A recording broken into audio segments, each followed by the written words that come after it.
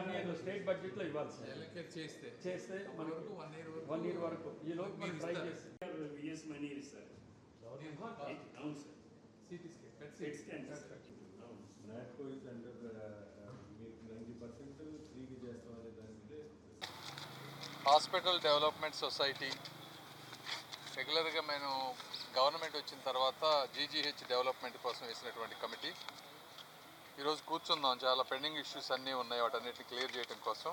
ఇందులో కొత్తవి మనం బిల్డింగ్స్ వర్క్ స్టార్ట్ చేసినాయి. తులసి రామచంద్ర ప్రభు గారు తీసుకున్నటువంటి సర్వీస్ బ్లాక్ 50% కంప్లీట్ అయింది.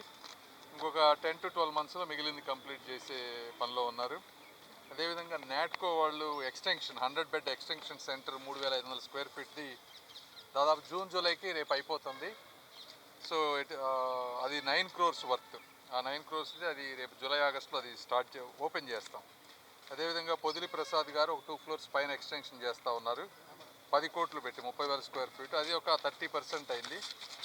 దాని టైం లైన్స్ ఏమైనా బాటిల్ నెక్స్ట్ ఉంటే క్లియర్ చేసాం.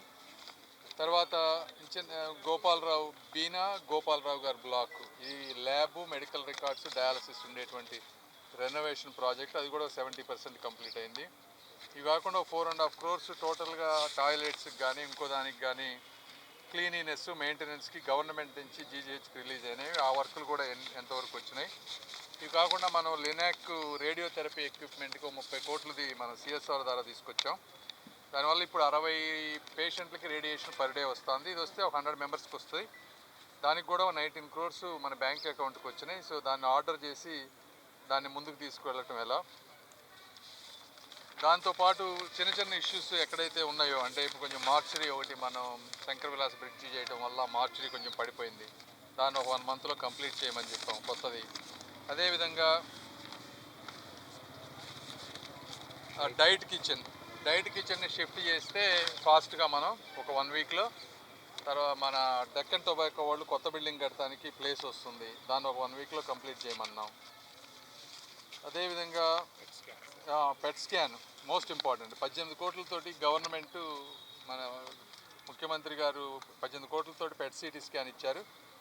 దాన్ని ఇమీడియట్గా వర్క్లోకి ఒక 2 weeksలో తీసుకొచ్చి ఓపెన్ చేయాలని. ఎందుకంటే దానికి మెయింటెనెన్స్ కాస్ట్ ఉంటుంది. ఆ మెయింటెనెన్స్ కాస్ట్ ఎవరు ఇస్తారనే దాని మీద కొంత పెండింగ్ ఉంది. అయితే దాన్ని ఇప్పుడున్న ఫండ్స్లోనే ఒక 1 year ట్రయల్ పర్సన్ లాగా నడిపితే నెక్స్ట్ ఎలా చేద్దాం అనే దాంట్లో ఉన్నాం. కాబట్టి ఆ పెట్ స్కాన్ ఒక 2 weeksలో స్టార్ట్ చేయాలి.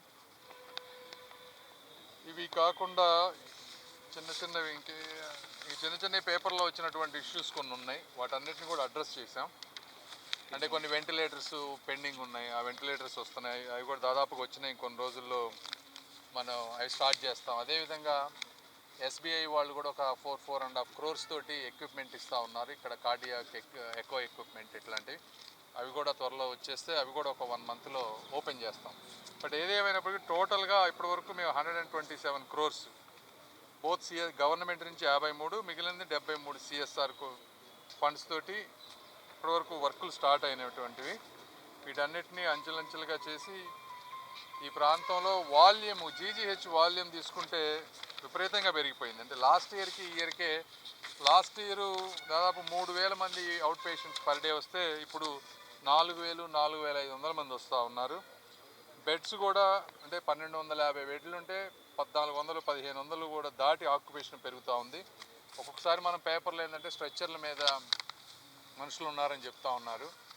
అయితే పేషెంట్ హాస్పిటల్కి వచ్చినప్పుడు పంపించలేరు. కాబట్టి ఈ హాస్పిటల్ బెటర్ అయ్యే కొద్దీ చుట్టుపక్కల జిల్లాల నుంచి కూడా ఎక్కువ మంది పబ్లిక్ రావటం, ఓవర్లోడ్ అవ్వటం జరుగుతూ ఉంది. వీల్ చైర్స్, స్ట్రెచ్చర్స్ కొన్ని ఇష్యూస్ ఉన్నాయన్నారు. అవన్నీ కూడా అసెస్మెంట్ చేయమన్నా చేసి ఎంతవరకు మేము చేయగలిగితే అంతవరకు చేస్తూ ఉంటాం. కాకపోతే ప్రైమరీ సెంటర్స్ వేరే హాస్పిటల్స్ కూడా ఇంప్రూవ్ అయితే కొంత వాల్యూము ఇక్కడ ఇబ్బంది లేకుండా ఉంటుంది జీజీహెచ్కి. ఏదేమైనప్పటికీ వీళ్ళు మన హాస్పిటల్ డెవలప్మెంట్ సొసైటీ వాళ్ళందరికీ కూడా రిపీటెడ్గా ఇవన్నీ ఫాలోఅప్స్ చేస్తున్నందుకు వారు సిఎస్ఆర్ ఇచ్చేటువంటి అందరి వ్యక్తులకి మరొకసారి తులసి రామచంద్ర ప్రభు గారికి అందరికీ కూడా మనస్ఫూర్తిగా ధన్యవాదాలు తెలుపుతా ఉన్నాను. Thank you. ఆల్రెడీ గుంటూరు జిల్లా వ్యాప్తంగా పెట్రోలు, డీజిల్ ప్లస్ గ్యాస్ సమస్య విపరీతంగా ఉంది. ఏంటంటే కృత్రిమంగా కావాలని సృష్టిస్తున్నారా లేకపోతే పైనుంచే ఇబ్బంది? ఇట్లానే కాదు, అంటే కేంద్ర ప్రభుత్వం చెప్తానే ఉంది కావాల్సినంత ఇప్పుడు వస్తూ ఉన్నాయి.